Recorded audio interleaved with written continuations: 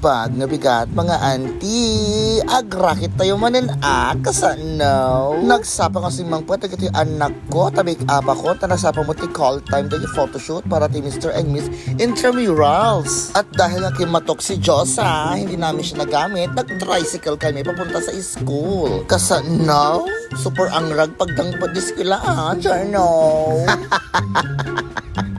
Pagdating na namin dito sa school ay mapapawaw ka talaga, napakalinis ng eskwelahan ito, o diba? At dahil dyan, dito kami pupwesto para safe and sound ng mga beauty namin, o diba?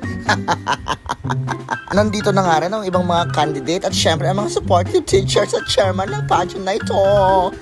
No. At dito na rin gaganapin ang photoshoot. Napakaswerte nga namin dahil hindi mainit ngayong umagang ito, kaya perfect na men. Dahil nabibwisit ako, nakita ko na naman si Carlota, nakikipag-argue na naman kung anong magandang picture ng alaga daw niya. Kasi no, dahil ang rason niya, kung maganda ako, dapat maganda rin yung picture ng mga anak ko. Kasi no. Ay na, bigla akong nakigtot. Kano malaki doon yung nagkagulon. Adama kayong ti earthquake drill to his skull. Kasi no. Ay, stay hotness pala. Di ba Glossy? Di ba Jacob? Di ba Jairel? At siyempre, dito rin si Madam Alma, pagalagala, o diba, ang Shala. At nakita ko rin itong magjowang ito.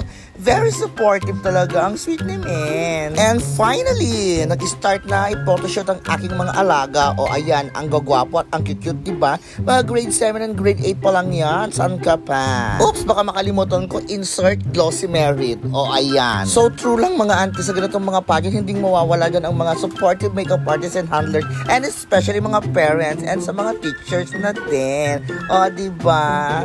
Ang photoshoot na ito ay para sa Mr. and Miss Intramurals 2024. Di mo, beautiful Margaret, diba? At syempre, hindi matatawaran ang dedication ng mga teachers na ito sa pag-aasikaso sa lahat ng candidate. O, diba, Madam Jason Ose? At part 2 na nga ng kanilang photoshoot, ang pagsusuot ng sportswear. Minamadali nga ng mga organizers ang photoshoot dahil talagang uulan na siya. Baka mamaya, mabasa pa kami ng ulan at dadami pa kami. Kasano?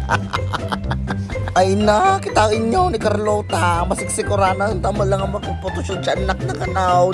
Makadigdigos ka nung sunan ka mabibisina. Speaking of mabisay, nagito alaga aktor yung mabibisinda, nagkukulit dalata kasanaw. Para sa gustong mag-avail na aking servisyo, just PM May. Do not forget